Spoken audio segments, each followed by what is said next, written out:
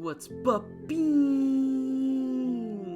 So I'm back. I'm not like freaking dead or anything. I was gone for how long? Yeah, I swear, it was an accident. I slipped and fell, man. It was a whole now that I'm back, I'm gonna go back to my roots and review some things first. You know, ease back into the YouTube thing.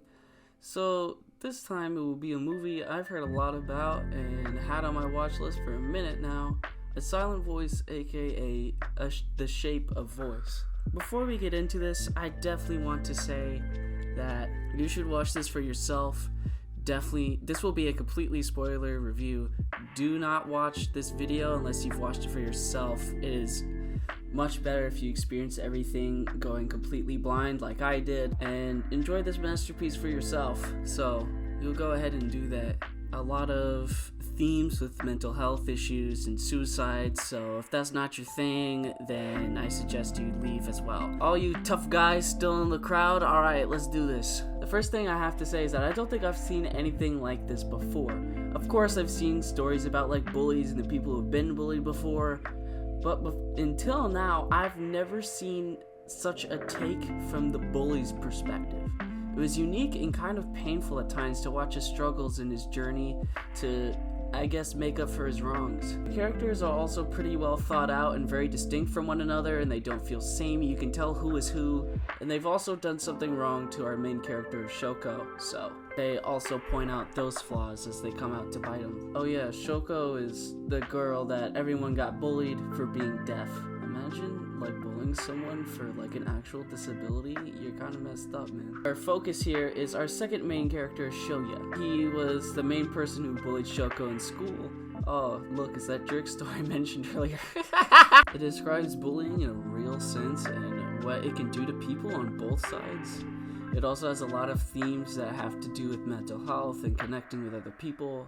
I love the stylistic choice of having everyone's faces being X from Shoya's perspective because he doesn't feel like he can trust them or open up to them or really even look them in the eyes. And because of that, it makes the ending of the movie a lot more impactful.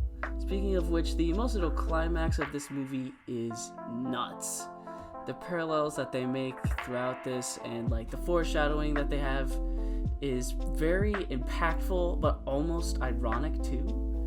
Like the theme of bridges is just straight up just people trying to reconnect with people. They're always on bridges. What? They're all over the place. We get it. Having Shoya save Shoko's life, literally, while also having Shoko saving Shoya in a much more emotional and metaphorical sense. With the powerful line towards the end of them teaching each other and showing each other how to live. How throughout the movie, when they reach out and they would, they would like fall, like reach out to catch them, but they would miss. But when it mattered most, he caught her. Oh my god! The redemption Shoya goes through is a rough one, but a sweet one, seeing how it worked out in the end. But I've recently been seeing stuff about like how people have tried canceling Shoya on Twitter once because they're like, he's the bully, not the victim. How dare he? That was his mistake. And to that I say, he's trying, man. He's trying his best. Look at him go. Shoko is probably my favorite character. I think the funny thing is that even though that she was bullied in school for being seen as a quote-unquote freak, I think that she might actually be the most human. No matter what, she always put on a brave face and smiled, but behind that is a lot of pain, which is a thing that a lot of people can relate to. Enough pain to eventually want to take her life towards the end. She was so nice to everyone, man, but she was hurting deep down. Shoya, why didn't you see it sooner? While we're on that topic, the festival is probably my favorite part of the movie. Well, I guess tied next to like when Shoko and Shoya reunite on that bridge again for like the 5th time. The festival is one of the most heart-racing, tragic, but also beautifully executed scenes I've seen in a very long time. You can feel your heart racing the whole time. They also did a great job of making you feel like something was off, especially like you could feel it the whole time, but then it was made abundantly clear after Shoko says goodbye this time instead of saying see you later. It was also really cool how the festival is one of her favorite holidays because it's one of the only times she can actually hear, so she just closes her eyes instead of watching the fireworks. She just sits and listens, which is pretty cool. You can feel and see every emotion on Shoya's face, to which like is even more of a gun punch. it had me at the edge of my seat the whole time. I was like, what's gonna happen next? What's gonna happen next? And then she jumped and I went, oh no! But then of course, as we mentioned earlier, he caught her, so it was fine. I wasn't worried. Were you worried, Tony? Because I sure wasn't. It feels even more tragic, though, about how Shoya is basically pleading with God to not let Shoko leave, as he's finally found a reason to keep going in life, a reason to live. So he does save her, but at a cost of his own life. Almost. He survives somehow because plot armor, I guess? I'm not completely sure. After he lives, he starts a new life, because I guess he did die, but he came back to life or something, I don't know. He died the person that he regretted, and he awoken a new man, ready to start over with everyone in his life. He had finally learned to live through Shoko. Also, their interactions sometimes would be kind of awkward, but also funny, but also like make you feel immediately bad for laughing. Like Shoko trying to tell Shoya that she loved him while not signing, and telling him while using her voice. But this idiot goes, "The moon? What?" Like, come on, man. I wasn't even there, and I could tell what she was saying. My theory was after that he was just playing dumb because he didn't know how he felt, but it turns out he really just an idiot. Now let's talk about the title. I think it works perfectly, as the voice who is silent may be the most powerful one in the movie. When Shoko speaks, it's for a reason. When she told Shoya that she loved him, when she felt like it was her fault that Shoya failed and almost died, how she was really happy that Noyuka finally went through the trouble of actually picking up a little bit of sign language, even if it was just to call her a moron. Oh my gosh, I almost forgot to talk about the score.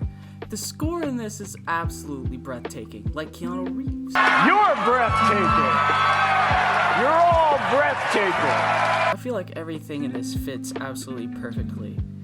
And the main theme is absolutely beautiful and gorgeous. It fits the exact emotions of the movie to a T, and like the main themes that it goes with, especially for a more somber and calm moment that they need in the movie. And the epic and joyous, especially since all the soundtrack is always so somber and peaceful, it's really cool to have at the end of the movie everything to be so epic and all the instruments finally coming together with all the melodies that have been playing throughout to come together and make one song.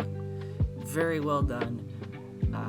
Definitely one of my favorite scores in a movie that I've seen recently, maybe all time. I don't know, I haven't really sat down and thought about it. There's so much I want to touch up on, like how much of a homie Yuzuru and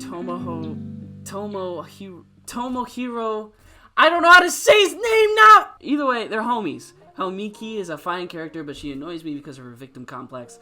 How there seems to be something like seriously off with Shoya's mom. I can't place it, but there's just something wrong. But how like loyal she is to him, which I respect that. How the teacher for the school just should have been fired for just kind of letting everyone bully Shoko and only really cared when his job was on the line and after the principal got pissed off.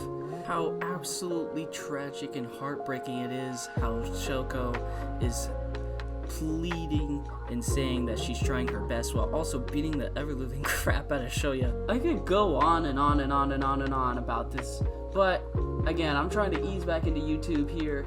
I don't want this to be like one of my an hour-long thing like I'm sure a lot of people have already made. But there's just a basic review here for the people who I guess agree or want to check them out, who didn't listen to my warning and now have gotten so many spoilers. You're welcome.